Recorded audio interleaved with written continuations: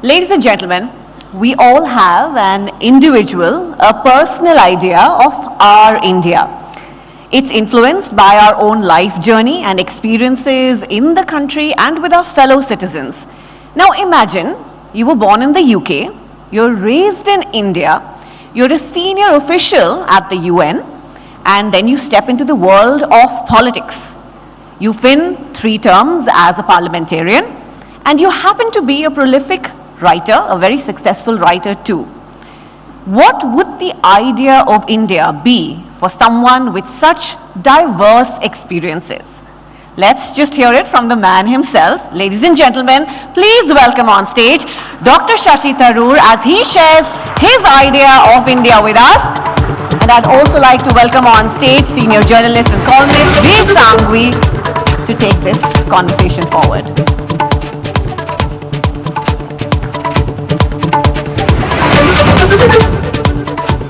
Hello everyone. I was asked to talk about my idea of India in as personal a way as possible, and I suppose in some ways it does emerge from my own life story.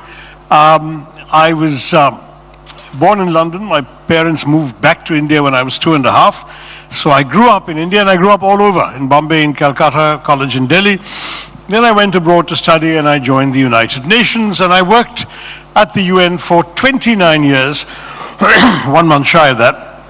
And then I ended up deciding to come back to India. It didn't help that I had contested for the post of Secretary General of the UN and lost somewhat narrowly by a couple of votes. But as Groucho Marx would say, close but no cigar. So I came back to India. I mean, I was essentially always interested in politics. I've been elected president of the College Students' Union at St. Stephen's. I was elected the representative of the UN High Commissioner for Refugee Staff from voters around the world, and I got the highest number of votes. So there was always a certain willingness to put myself forward to represent people and speak for it. So when I was asked by the Congress Party whether I'd be willing to contest, I didn't hesitate, and I said yes. And in some ways it was a foolhardy answer because I had really no idea what I was getting into. I had actually left India to go to graduate school in America at the age of 19, and in those days the voting age in India was 21. So I actually hadn't even voted in an election, let alone come close to understanding what it took to contest in one. So it turned out to be the hardest thing I'd ever done, and I'd walked through minefields in Bosnia and refugee camps in Somalia, and I can tell you this was far, far tougher than anything like that. But at the end of the day, once it was done, I was in a position to truly claim I'd earned a mandate from the people. I took the seat from the Communist Party that had held it in the 2 previous elections, and I won with a very convincing 1 lakh majority in a 4-cornered fight. And from then onwards, I've been in Parliament. I've been re-elected a couple more times, so I've now served 15 years as the Member of Parliament for Thiruvananthapuram, and in the process, I've been through pretty much everything that you can imagine can be done to a politician. I have suffered Agni Pariksha after Agni Pariksha. I've felt the impress of stilettos in my back as well as from the front, but I've stayed at it, largely because having taken such a major plunge, I felt it was necessary to actually come and stick to one's determination to make something of a difference. So that's on the personal front that they wanted me to speak about. But what was the India that I had left and I'd come back to? So as a kid already, you know, with I remember when I was going to the States, I wanted to stop in England on the way and see some friends and family. And I went to apply for a visa or an entry permit, as it was called in those days, at the British High Commission in Calcutta. And after a somewhat lengthy wait, I found myself summoned to the Deputy High Commissioner's office. And I wondered what had happened, you know. And when I went in there, I said, so what did I do wrong? And they said, nothing wrong. It's just that because you were born in London and all your papers are in order, we are able to offer you a British passport. And I said, I don't want a British passport. I just want a visa. They said, well, we cannot give you one because we're not entitled to give an entry permit to somebody who's entitled to a passport. So I said, how will I go? And I want to stop in England. They said, no problem. You just show your passport, keep a copy of your birth certificate handy, and they'll let you in. And it was a moment of very deep interrogation.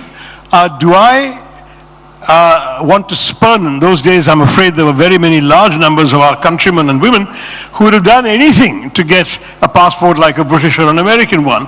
And did I want to spurn that? And if so, why? And it's because, a very simple answer I found myself as a young man was when I look in the mirror, I see an Indian. But what did I understand by that? And that process of interrogation has occupied me for most of my adult life. I've written 25 books, most of which are in one way or the other scratching the itch of what it means to be an Indian. And in fact, that's part of the subtitle of a book I wrote called The Battle of Belonging. Unfortunately, during COVID, so it didn't get very much attention because obviously people weren't exactly going around buying books and holding book releases, functions, and discussing them. But I'm rather proud of that because that's where I think I came up with pretty much my most definitive answer. And that consisted of an interrogation into the whole notion of nationalism, where it evolved in Europe in particular, and from there, what it meant and what it came to mean in the 20th century, and finally what it means in India today.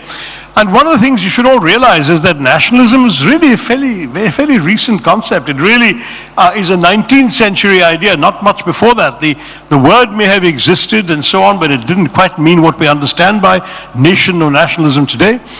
And nationalism in the 19th century is essentially about grouping people very much who are like each other in one way. So essentially, German nationalism was for people who were white, Christian, and spoke German.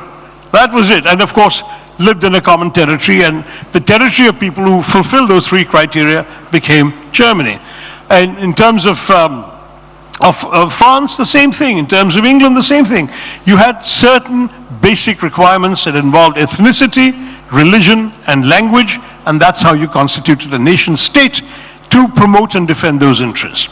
Now that obviously wasn't the Indian idea. Our nationalism grew up essentially initially as a classic anti-colonial nationalism in opposition to British imperialism. And then at the climactic moment, if you like, of British withdrawal, what happened?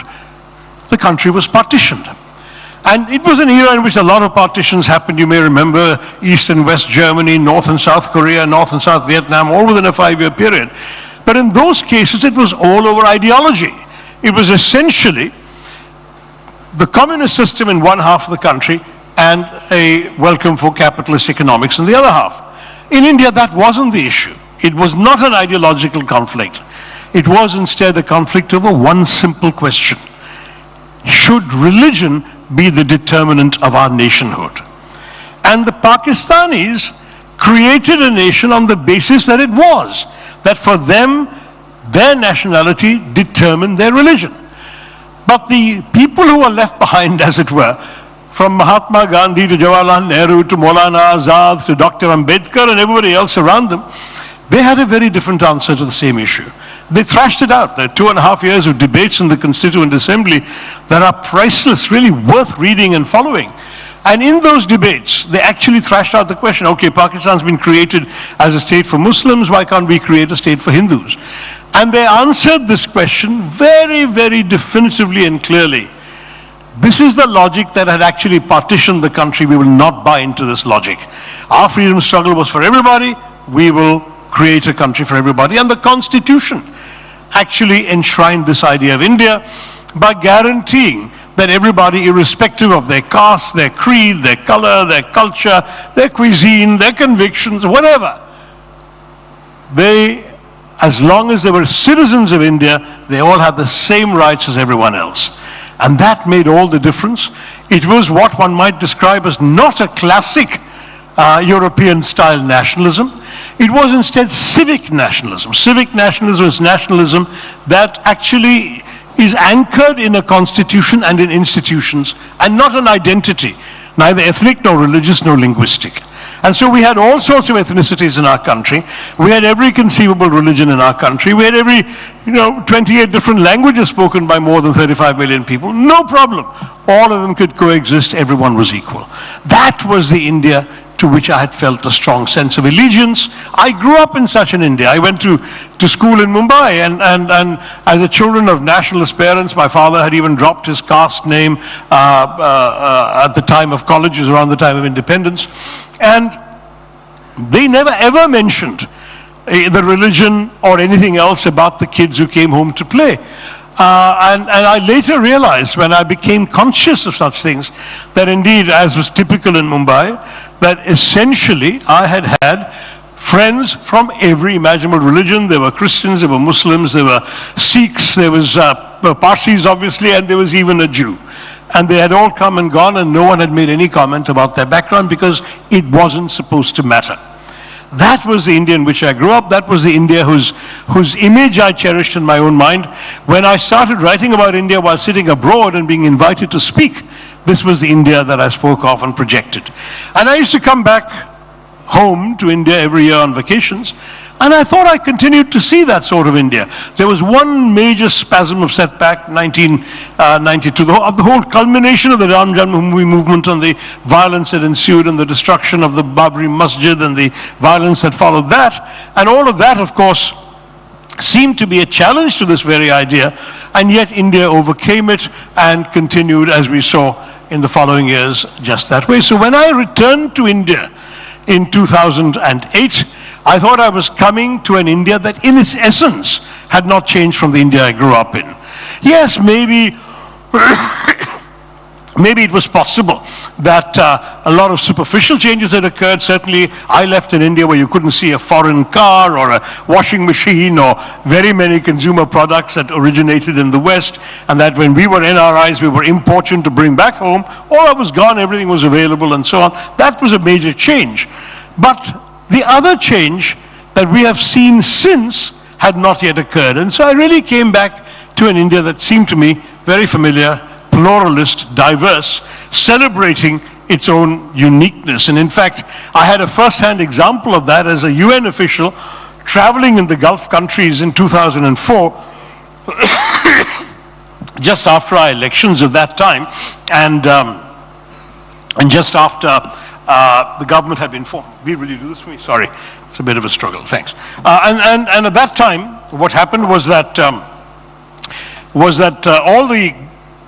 in the Gulf countries that I was traveling to, the various ministers and senior officials I met were utterly astonished and admiring, I might add, that our elections in 2004 had produced a government led had given a victory to a party led by a woman born in Italy, a white person of Catholic descent, who then made way for a Sikh to be sworn in by a Muslim president as prime minister in a country 80% Hindu. And when they mentioned all this to me, I looked at them and said, don't you understand, we are just like this. Or as we say these days in India, we are like this only. It had nothing to do with us trying to impress the world in any shape or form. This is the country we are. So that was just 2004, so 4 years later, I didn't think very much had changed. And indeed, I would argue it hadn't. But then, of course, we saw the dramatic transformations of the last 10 years. And that's where my idea of India seems to be obviously very clearly under threat. That is, or under challenge, which is that instead of an India for everybody, an India of civic nationalism, we instead have an India in which essentially we seem to be seeking a return to an ethno-religious linguistic kind of nationalism. That is encapsulated in the famous slogan, Hindi, Hindu, Hindustan. And the problem with that is that there's 20% of the people who aren't Hindu. There's 52% of the people who don't speak Hindi. And of course, there's half the country territory that is not part of Hindustan in the old sense of that term. And if we are going to privilege that particular area, the so-called Hindi heartland, over the rest of the country, and its values, its beliefs, its religious preferences, its language, what are we going to be doing to the idea of India? And this is why this whole phrase has come in. It was a phrase that Tagore used first decades ago when Amartya Sen delivered a famous lecture in Oxford in the early 90s with that title. And of course, Sunil Khilnani made it famous with his book. But that was essentially the idea, if you like, encapsulated in the Constitution. Now, there was always room to contest it. I have no difficulty with the notion that the idea of India that I have may not be the idea of India that you have, and you have every right to propagate and advance your idea. But I used to feel that my idea was actually more reflective of the realities of the country, and at the same time also more reflective of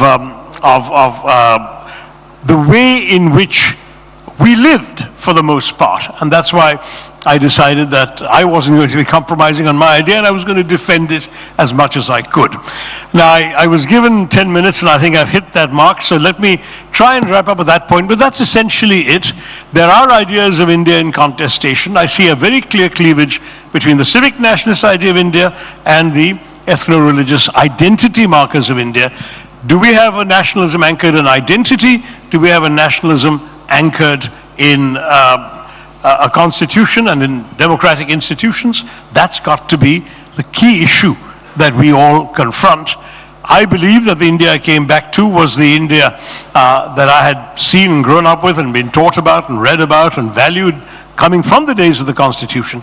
And I asked myself, is this surely not worth defending a bit more vigorously as an alternative idea begins to gain ground? I'll stop there, and I'm sure as we talk, Vir and I will explore this further. Thanks very much.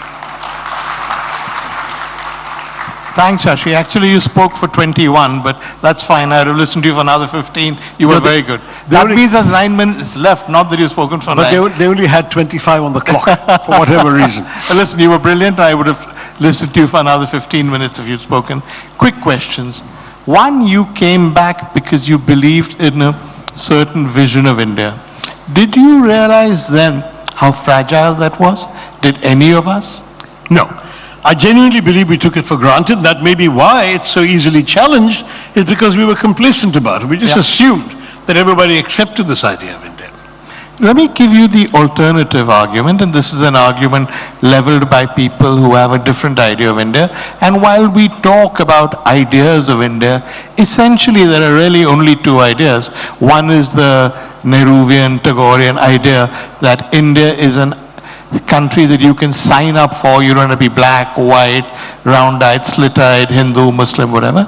And the other is the idea that Advani made famous in the 1980s, which is this is a Hindu country. There is no shame in accepting that. Muslims are welcome to live here, but they should know they're living in a Hindu country. I mean, these are essentially the two poles, and there are little bits in between and some extreme versions even saying that Muslims can only live here as our guests if we want them to, etc., etc. Given that there are these two completely different visions of India, why do you suppose so many people who seemed, at least in the 90s and till 2004, quite happy with the first idea of India, why do you think they've changed? Well, first of all, you're quite right. It was an idea you could sign up for, and it's interesting how many white people did. Yeah. J.B.S. Haldane became Indian. My professor at St. Stephen's, David Baker, is a white Australian, applied for, and people couldn't believe him in those days in the 70s. Imagine somebody willing to give up an Australian passport to become Indian. Yeah. But he believed in this idea. He was a historian of modern India, and indeed he became Indian. And there are other such cases. I've written The Battle of Belonging about a friend of mine who was born Pakistani, but rejected the two-nation theory and sought and won an Indian passport eventually.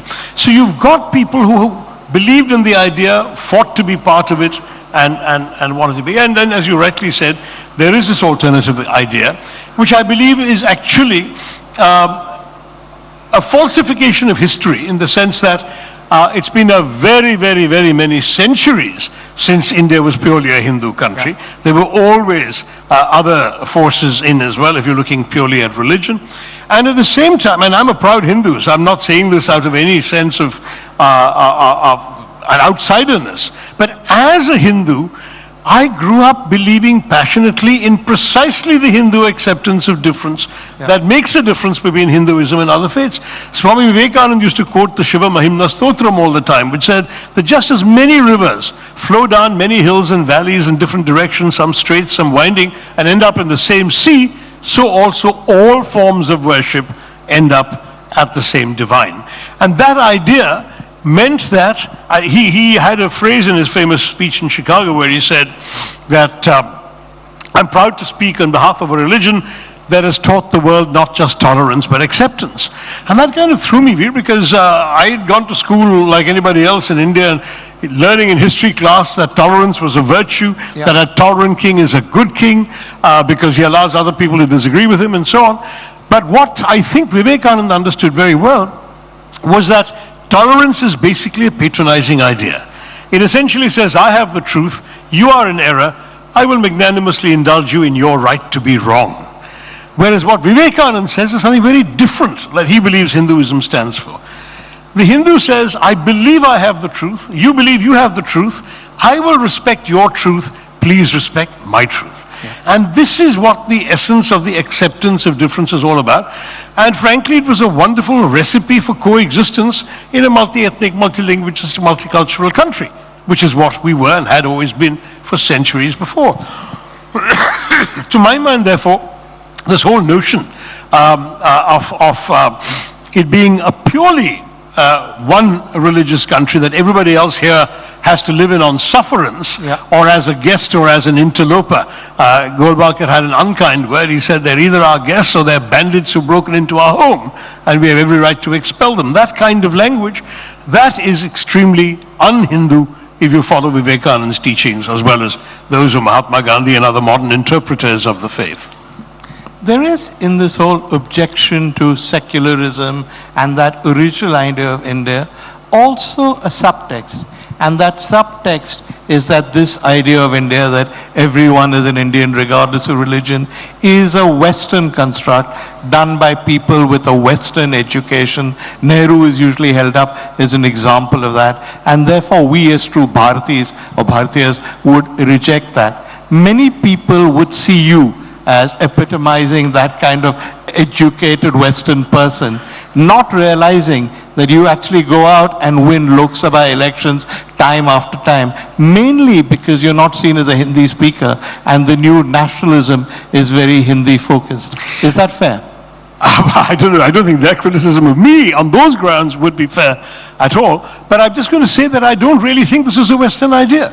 I think in many ways as a Hindu, and you can read my book, Why I'm a Hindu, for my exposition of this, it's a very Hindu idea. This is very, if you look at the original concept of the divine in Hinduism, the Brahman, this was essentially no different from today's Islamic concept of God. That God is someone you can't, or something you can't imagine, can't see, has no form, no shape, no smell, no touch, no gender, and therefore they cannot be. It is called the Nirguna Brahman, the God without qualities. That was the Brahman that we all were supposed to worship.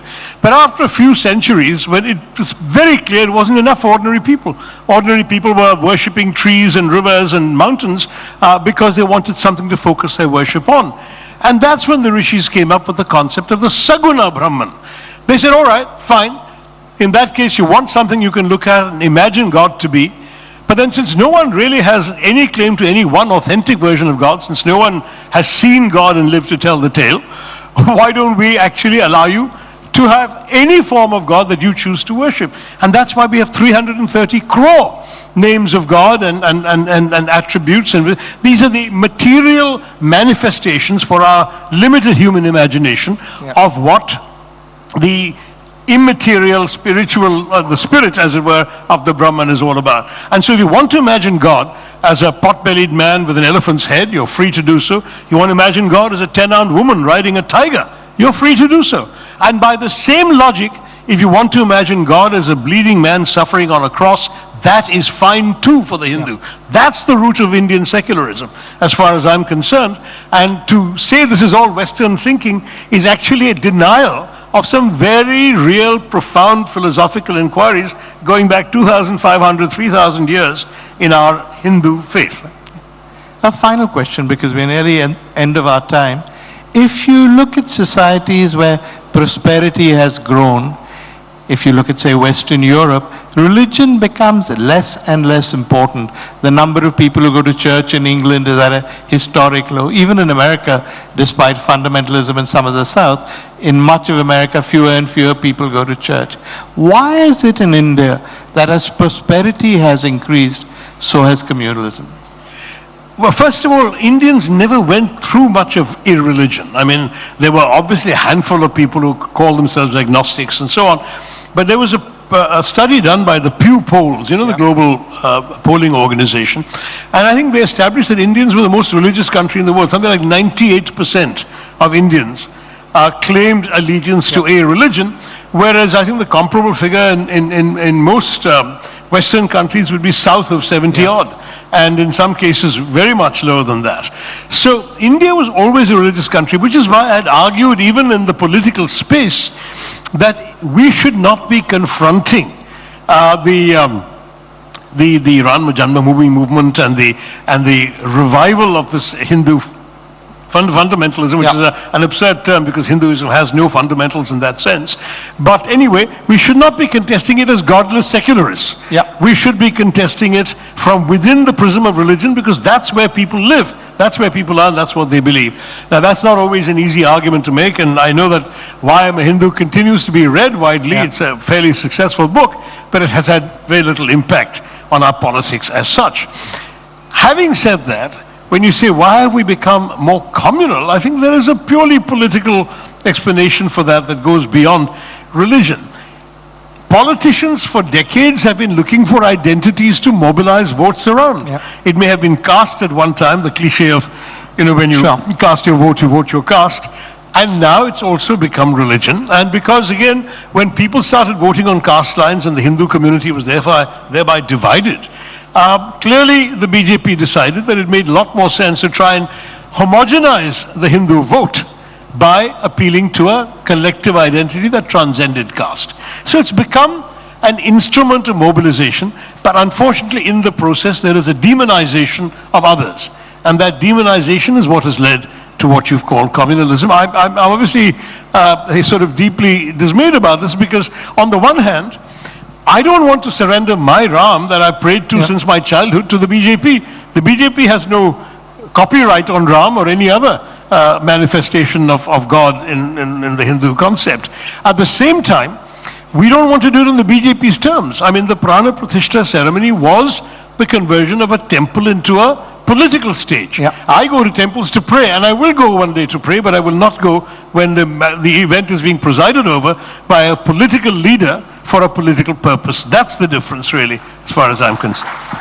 Final, I know I said last question, but I have to ask you this because you brought it up yourself, which is, haven't you chaps painted yourselves into a corner because you are now committed to being godless secularists in your opposition to the BJP, because the moment you say we are Hindus and we respect that, we'll go to a temple, the so-called liberal media will say this is soft Hindutva. But, you know, that's not it. I believe Hindutva has actually not only nothing to do with Hinduism per se, it's actually in many respects anti-Hindu. The Hinduism that I've described to you, which is the religion of acceptance, of acknowledgement of diversity, of freedom of different forms of worship. Hindutva is a political doctrine that explicitly denies all those things. So we have to understand that we can't subscribe to Hindutva, whether soft or hard, but we can certainly debate interpretations of Hinduism with well-meaning people. There's no problem with that. I'm very happy to do so. But to my mind, the real issue is not that. The real issue is the weaponization of a Hindu identity, not the Hindu religion, of a Hindu identity for political purposes. And that we have to fight. So that's the next book, Why Hindutva is Not Really Hindu. But I've more or less said that in my book, Why I'm a Hindu. Okay. Do read it. All right. Thank you all very much. Thank you, Shashi Tharoor.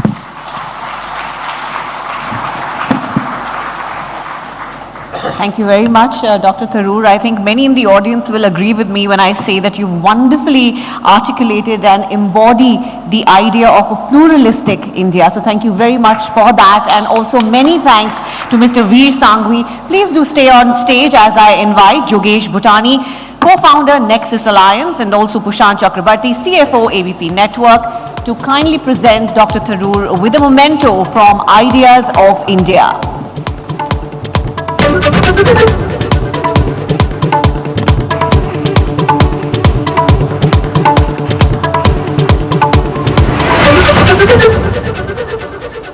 And it will be great if you all can be together, Mr. Sanghavi, for the photo op. Please join them.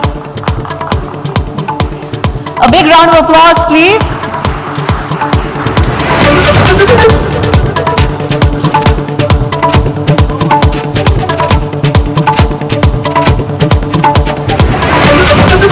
Thank you very much, Mr. Sanghavi. Once again, a wonderful conversation that you've held, giving us a lot to think about.